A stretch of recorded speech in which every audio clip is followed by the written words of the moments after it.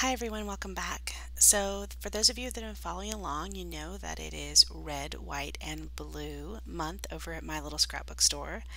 And I got this Graphic 45 collection from Michelle and I wanted to use it for Blue Week.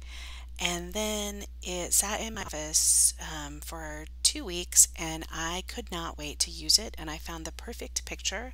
So I decided I would do a YouTube layout for Blue as well as the live video that I'm going to do on Sunday.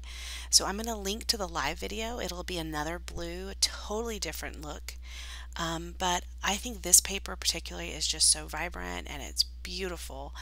And I had this really gorgeous blue picture of a local theater, and I just thought this would be perfect for it.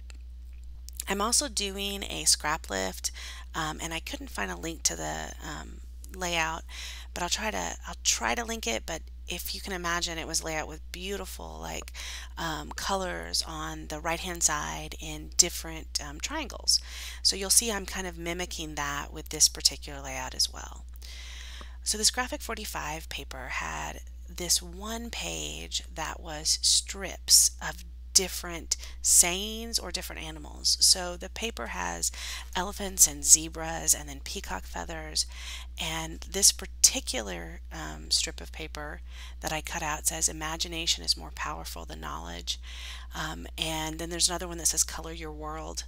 And I just really wanted to have that be the focus of this page. So I'm going to use those strips later on. So what I'm doing now is kind of laying out where I want the triangles to be cut from. And there's a lot of ways to do this. There's some people make templates, some people measure. Y'all who've been following me long enough know I'm kind of a fly by the seat of your pants kind of person. So I just put some pencil marks and I just cut it with my trimmer. And then I'm going to lay that one down and then cut the next one out. So basically what I'm doing is I'm just doing it piece of paper by piece of paper, laying it out, putting pencil marks, cutting it down. And to me, that's the easiest way to do it because then you're definitely filling in all the spaces.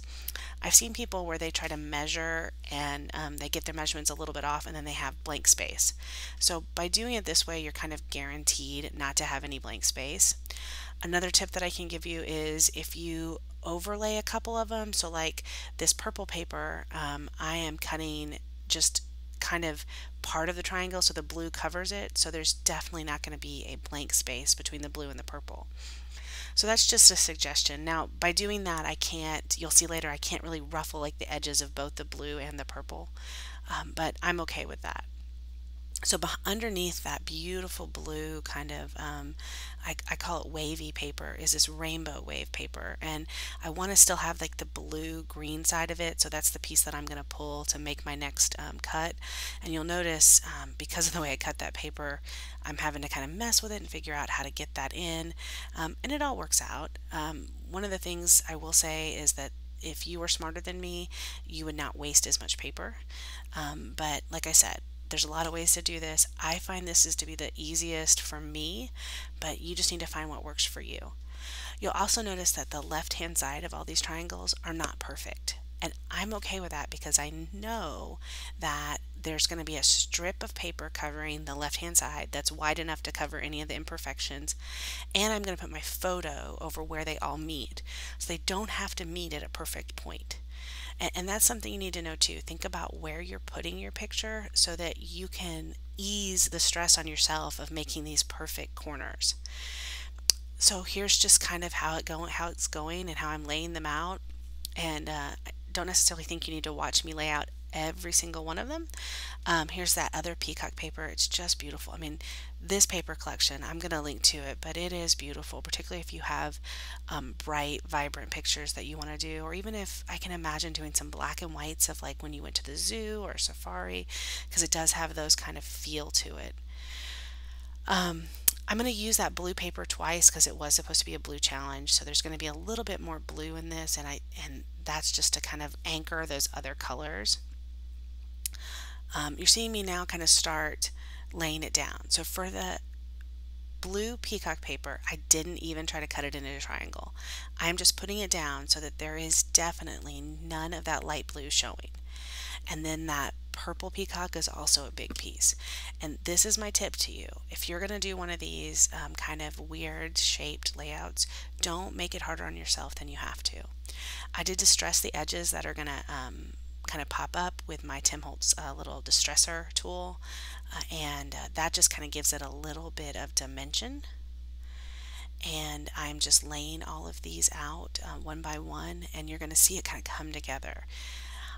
I did use the light blue paper mainly because it was a blue challenge. If you had done this on white or on black, it would also have popped well. So just play around. I think this is a good way, particularly if you have a collection of paper and in my opinion, these papers may be too much to use all by themselves, but by using them like this, a little bit at a time, and each of them in a unique situation, you get like the play of all those colors without any one pattern being overwhelming. So I am laying this last piece down, and then we will have the full kind of spiral effect on the right hand side. So here I go, putting down the last couple of pieces, and you don't have to have it perfect. You don't have to make it matchy. So then you'll notice on the back I have a lot of overhang. So I'm just going to trim it up and match it to that blue piece so that I have a good sharp edge. I think this is a technique, and you can find a lot of sample pages out there. On Pinterest or on one of the boards, and you can find different people that have done this kind of layered technique. I did realize at the very end that I actually had not glued that one down, so I'm going to glue it down, and now I'm going to add, like I said, that one strip of paper. So that one I believe says Color My World or Color Your World, and it's just kind of ties in all of the colors. So right now this is a pretty blue page, but here's what makes it really a paper appropriate for Blue Week. So this is the Katharine Hepburn Theater.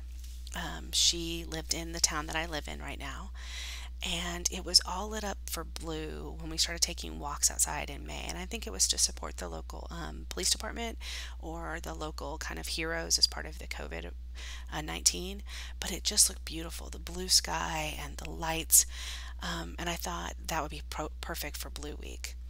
I did print on a printable acetate transfer sheet a quote of hers, and it says, I always remember that just being is fun. And I think that kind of went with the paper imagination and color and making sure that you remember, just to have fun with who you are. It also goes with the fact that this is a theater. I think the arts are getting a little overlooked right now, and we need to remember to keep supporting them. So I attached that down, put some brads on it so it would hold it in place, and now I've got the acetate. I'm going to pop that up on some fun foam just so we see a little bit more dimension on the page. And then I'm going to find some chipboard and some stickers from the package just to include around this page. There's not a lot of other embellishments I'm going to do, and I think that's another key. When your paper is kind of crazy and it's kind of the star, I personally don't like to do a lot of other embellishing. I added those, so remember the strip I cut out that says imagination is more powerful than knowledge. I'm going to use that to outline some of the triangles, just to reinforce both the edge of the triangle and to add that other graphic pop of words. You know me, I like words. I'm also going to do some pops of dots, Nuvo drops. They were not Nuvo drops. They were a generic brand I had gotten from either Walmart or Michael's, and they were horrible. In fact, after this layout, I threw them away. So you're going to watch me start, and I'm not going to make you watch me fiddle with them for the whole time because they were not good. But this is one of those you get what you pay for kind of moments. But that imagination is more powerful than knowledge. I really liked how that turned out. You're seeing some of the paper there. So you're seeing me go through the chipboard sheet. All of this is super colorful. There's purples and reds and oranges, and I think if you like bright colors and you like graphics, this is definitely the collection for you. So as I put the last kind of steps on this, the last couple chipboards, just remember to look at the different products that Michelle has, and this was one where I kind of went outside the box. Not a color scheme that I normally look at, not a color scheme that I normally do. It's really bright, but I really love this paper. And I love the fact that I did kind of a unique twist on Blue Week, and with a focus on the picture being blue, and most of the embellishments are blue or have a blue part of them. So really kind of use the mood boards and the challenges to kind of push yourself and do something unique.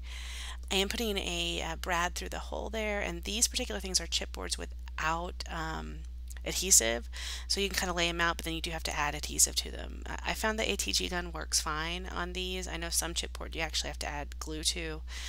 These particular ones I haven't had a trouble with adding just the ATG.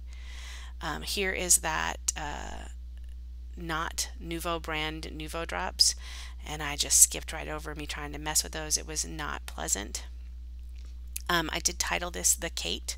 That's the name of the building. It's the Katharine Hepburn Theater, but we all call it The Kate after her.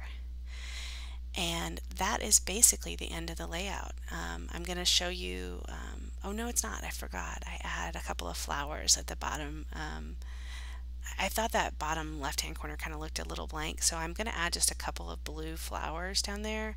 And it's just a little bit of something fun just to add. And I use 3 flowers, 2 smaller ones and 1 big one. I use brads in a couple of them, and then I use just a black real Nuvo dot in another, just to kind of tie it all together. And those are really old flowers that I have. Michelle does have some new flowers that are probably haven't been sitting in a closet for 5 years, but I think these flowers are kind of making a comeback now, so I'm pulling mine out and getting some new ones and using them on layouts again. So that really is the end of the layout, and I'm going to show you just a close-up. I added some journaling there on the left of the photo, and you can see the acetate kind of over the picture with the quote. And this is the layout. If you enjoyed this, please like and subscribe and give me a comment, and have a great day. Thanks for watching. Bye-bye.